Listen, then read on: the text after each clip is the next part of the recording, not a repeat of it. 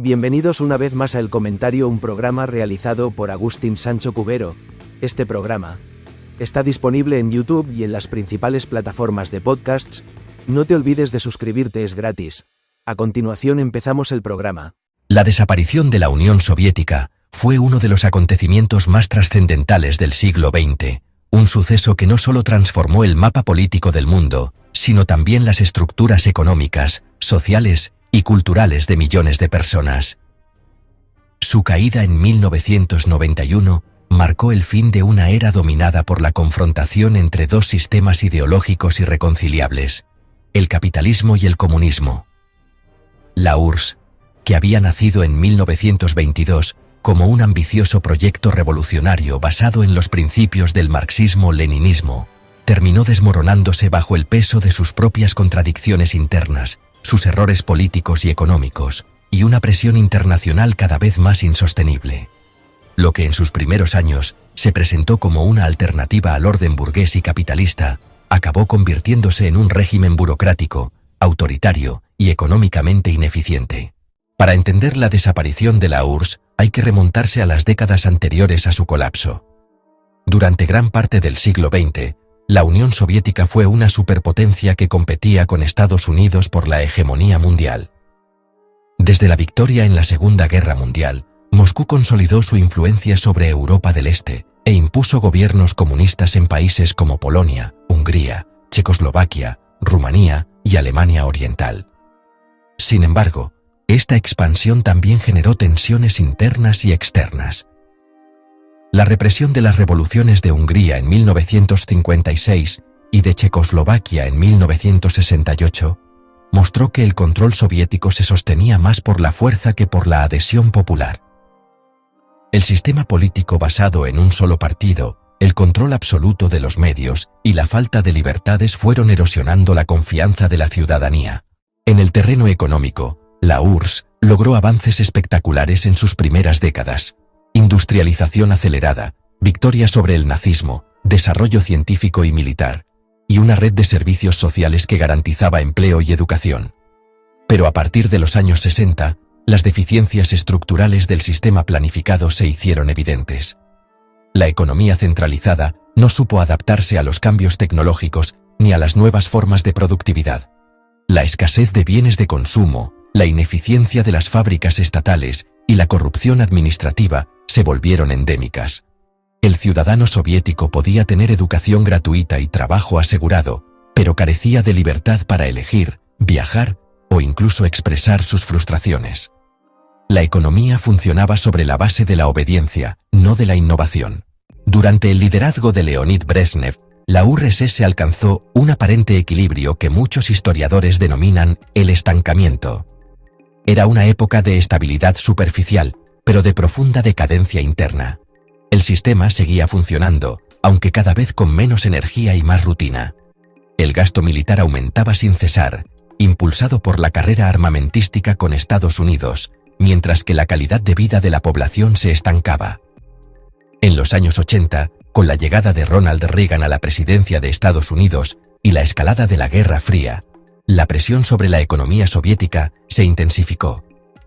Mantener la paridad militar con Washington suponía un esfuerzo financiero colosal que la URSS no podía sostener indefinidamente. La llegada de Mikhail Gorbachov al poder en 1985 representó un intento desesperado de salvar el sistema mediante reformas. Su política de perestroika, reestructuración, buscaba modernizar la economía introduciendo elementos de mercado, mientras que la glasnost, apertura, promovía cierta libertad de expresión y transparencia política. Estas medidas, que pretendían revitalizar el comunismo, terminaron acelerando su descomposición. La apertura permitió que afloraran las críticas, los escándalos de corrupción, las tensiones nacionales y los fracasos del régimen. Las repúblicas soviéticas, hasta entonces subordinadas a Moscú, comenzaron a reclamar más autonomía, y poco después, la independencia. El nacionalismo, reprimido durante décadas, estalló con fuerza en las repúblicas bálticas, en Ucrania, Georgia, Armenia y Asia Central. Las manifestaciones en favor de la soberanía se multiplicaron, mientras el Partido Comunista perdía autoridad. La economía, lejos de mejorar con las reformas, se sumió en el caos. La producción cayó, la inflación se disparó y el mercado negro se expandió. El pueblo soviético, cansado de promesas incumplidas, perdió la fe en el sistema.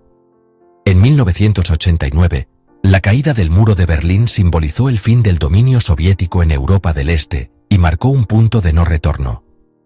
Los regímenes comunistas colapsaron uno tras otro, y la URSS quedó cada vez más aislada. En 1991, la crisis llegó a su punto culminante. Un intento de golpe de Estado por parte de los sectores conservadores del Partido Comunista, que buscaban frenar las reformas de Gorbachov, terminó fracasando gracias a la resistencia popular encabezada por Boris Yeltsin. Pero el golpe debilitó definitivamente la autoridad central. Las repúblicas aprovecharon el momento para declarar su independencia, y el propio Gorbachov se vio obligado a aceptar la disolución del Estado soviético.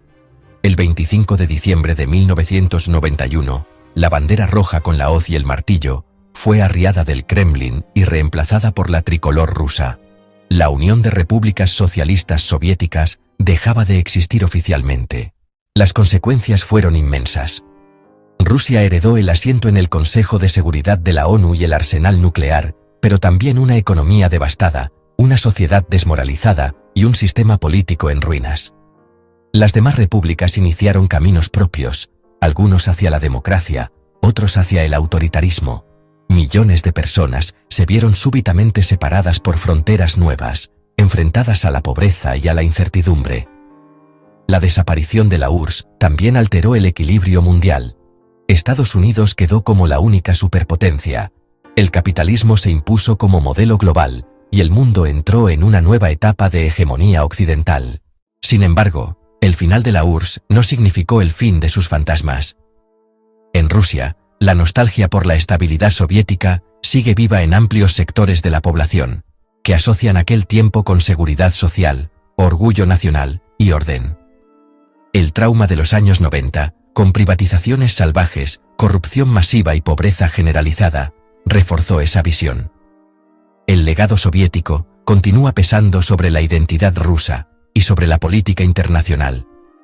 Muchos de los conflictos actuales en el espacio postsoviético, desde Ucrania hasta el Cáucaso, son herederos directos del colapso de aquel imperio ideológico. La desaparición de la Unión Soviética fue, en definitiva, el resultado de una larga cadena de errores, ilusiones y contradicciones.